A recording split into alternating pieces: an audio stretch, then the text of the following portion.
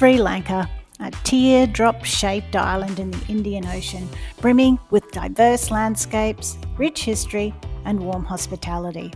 For 3 weeks, we explored this incredible country by tuk-tuk, a journey that revealed not just stunning destinations, but the beauty of the journey itself. This video is your ultimate guide to experiencing Sri Lanka in a way that's both adventurous and authentic. Whether you're planning your next trip or just looking for inspiration, we'll show you how to immerse yourself in the sounds, sights and flavours of Sri Lanka. From golden beaches to lush tea plantations, ancient cities and vibrant local life, Sri Lanka has something for everyone.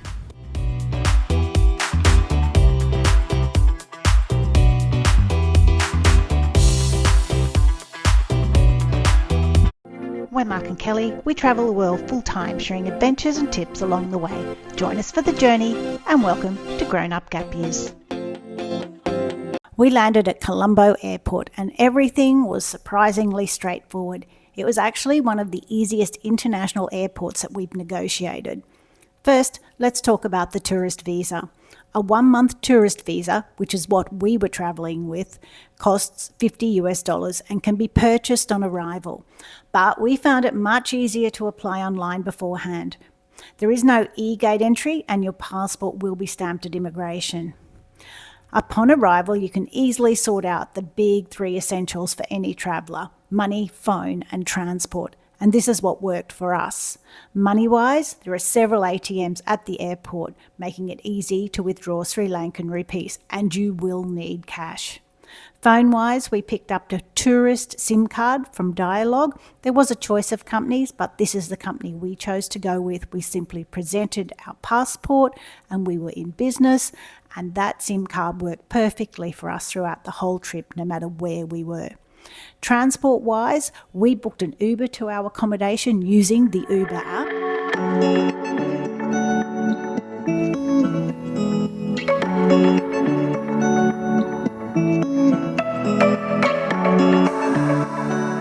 Our journey began in Negombo, a coastal town just 15 minutes from the airport. It's much closer than Colombo, the crazy, bustling, busy capital. Laid-back Negombo was the perfect starting point, especially since our TukTuk Rental was based there. Known for its lagoon and thriving fishing industry, Negombo has a strong Catholic influence dating back to the Portuguese rule. Churches dot the town, and it's often called Little Rome because of its religious heritage.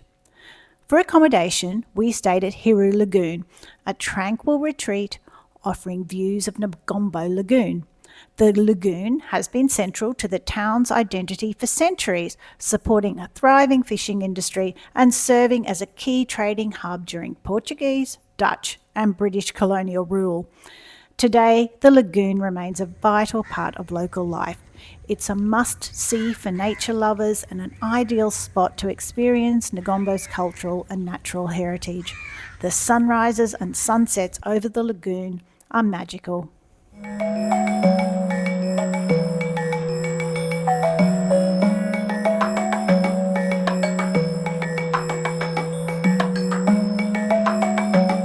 Our next stop was Pinawalla, famous for its elephant bathing experiences.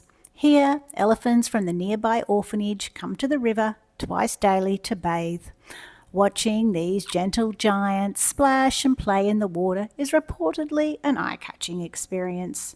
Traffic comes to a standstill as the elephants walk to and from the river for their bathing sessions. However, it's worth noting that elephant bathing isn't guaranteed, and that's what happened to us.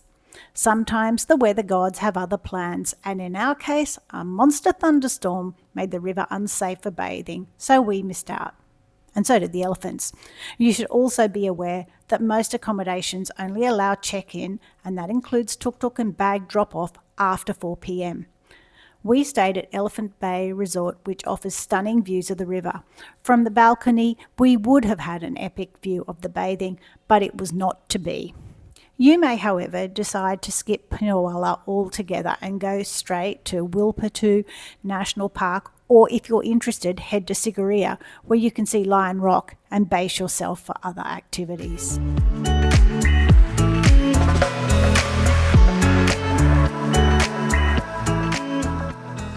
From Pinawalla, or any of the places just mentioned, we drove to Kandy, Sri Lanka's ancient capital. The journey into the city reveals its chaotic charm with its busy streets, vibrant markets and plentiful shops. Once the seat of Sinhalese kings, Kandy is steeped in history and culture. The city's British-influenced colonial architecture and beautiful lake at its centre are standout features. Surrounding the lake are temples, gardens and insanely busy streets. Kandy is also a popular starting point for the famous train journey to Ella. For accommodation, we recommend staying in a homestay in the lower hills. These offer a peaceful escape from the city's hustle while keeping you close enough to explore. How long to stay in Kandy will vary on your needs, but our personal preference would be no longer than a couple of days. The train ride from Kandy to Ella is hailed as one of Lonely Planet's most beautiful train journeys, and it's easy to see why. As the train weaves through rolling hills and lush tea plantations, you'll be mesmerised by stunning views. We took the Ella Odyssey train in first class, which offers reserved seating and air conditioning. It was comfortable, and we still got some great shots from the windows, though we weren't brave enough to hang outside the train like some travellers do. The experience in second and third class is quite different. In those classes, having a ticket doesn't always mean you'll get a seat, so you might want to do some research before choosing which one works best for you. Now, let's talk about tickets. Booking can be a bit of a challenge because tickets sell out fast, especially for first and second class. Sri Lanka Railways opens reservations exactly 30 days in advance at 10 a.m. local time, so it's best to plan ahead. If you're an international traveller, online platforms like One2Go Asia can help you book in advance, but you'll need to make your request at least 32 days before your travel date so they can secure your tickets when the booking window opens. If you're feeling spontaneous, unreserved tickets for third class can be bought at the station on the day of travel. But be prepared. These don't guarantee you a seat and the train can get pretty crowded. Arriving early, at least 2 hours before departure, will give you a better chance of getting on board. For our journey, our TukTuk Rental company helped us to book online tickets as we hadn't taken any of the advice I just mentioned.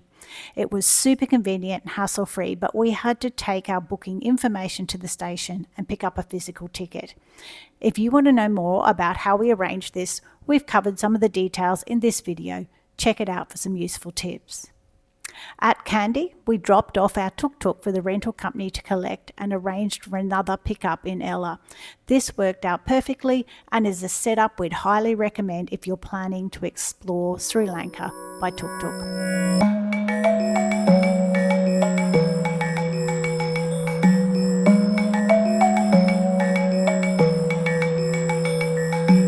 Ella is a backpacker's haven with its relaxed vibe, plentiful coffee shops and stunning natural attractions.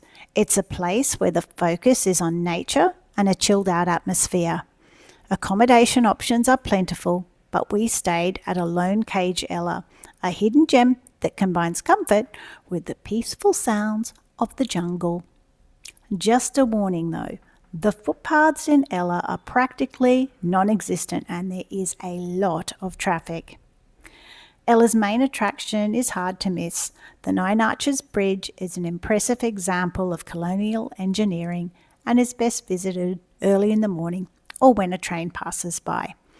The cooler climate in Ella is also a welcome break from the heat of the coast. We spent a morning at the Halpe Tea Factory, which was a real highlight.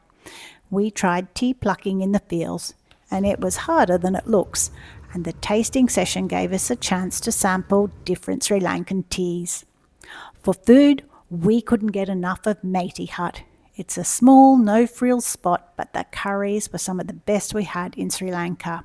Looking back, we wish we'd visited Udawalawe before going to Ella. Known as Little England, it has a cool climate, colonial era charm and beautiful tea plantations.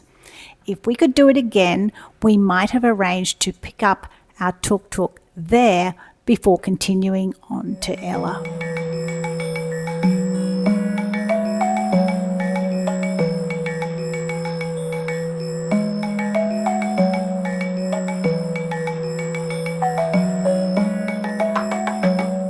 Somewhere not to be missed is Udawalawe National Park for a safari adventure and guaranteed elephant sightings.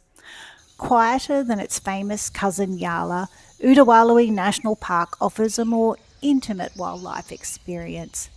Staying at rustic cottages, we were thoroughly spoiled by beautiful surroundings and great food. They booked our safari for us, and this is common for most accommodations in the area. During the safari, we spotted elephants, crocodiles, and a variety of birds. On the way to Udawalawe, we were lucky to see 3 wild elephants right by the side of the road, an unforgettable moment in our little tuk-tuk. Don't miss the Elephant Transit Centre where orphaned baby elephants are fed milk. Feeding times are a highlight, but the aim of the centre is to have elephants released back to the wild. If you'd like to see our Sri Lankan elephant experience, watch this video, and if you know anyone as crazy about elephants as us, then share this epic experience with them.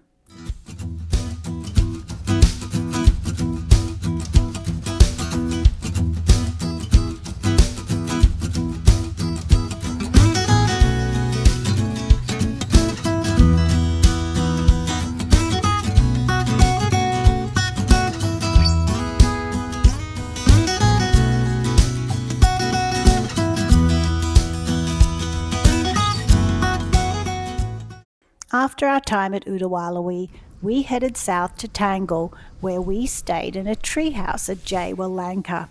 Sri Lanka is full of quirky accommodations, and this one was a standout. But we were after sea and sand, so we based ourselves on the western side of the town at Patini Bungalows. There were bars and cafes nearby, a busy little town with shops, banks, supermarkets and local markets. It was the perfect place for us. We even rounded off our tea experience from Ella by visiting a fancy resort with horn blowing and a resident peacock so that we could have high tea. We visited other Sri Lankan beaches, including Weligama, Marissa and Hiratekia, which all had their own vibe, but couldn't offer us the laid-back tranquility of Tangalle that we were after. These beaches might be more suitable to those of you looking for swimming and surfing options, not the lazy beach day options that we chose.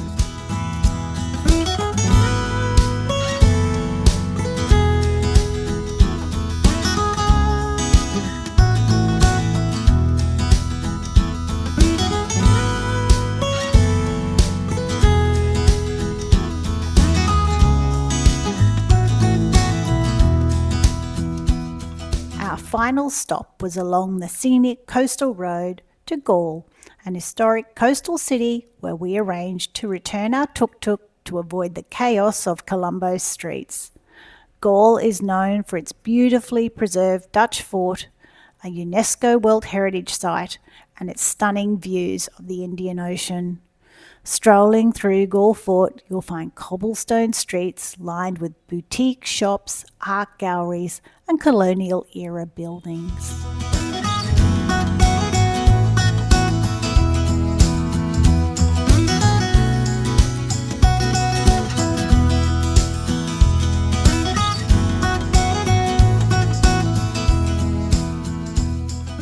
Sri Lankan cuisine was a standout feature of our trip. The epic 5-course breakfasts were a highlight, and if breakfasts are offered with your accommodation, be sure to book. Sri Lankan hoppers, a type of pancake made with fermented rice flour and coconut milk, are a must try.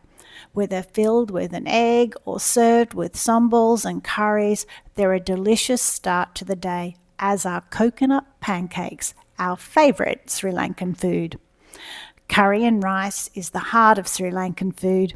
Each plate comes with a variety of side dishes, dal, sambals and pickles that offer a perfect balance of flavours and deliciousness. And pair all of that with a fresh coconut or a local cold Lion beer for the ultimate dining experience.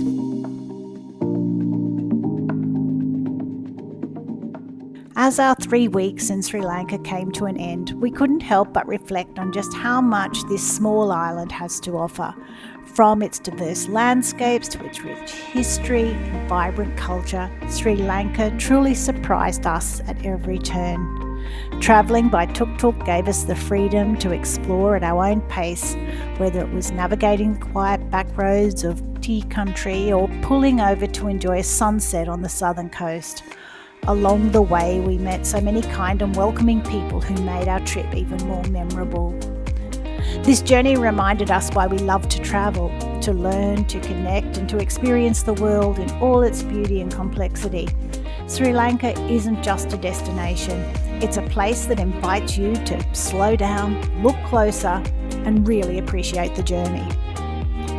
If you've enjoyed this video and found it helpful, please give it a like, subscribe to our channel, and join us for more travel adventures. We'd love to hear about your own experiences in Sri Lanka or answer any questions you have in the comments below. Thanks for coming along with us, and we'll see you in the next video.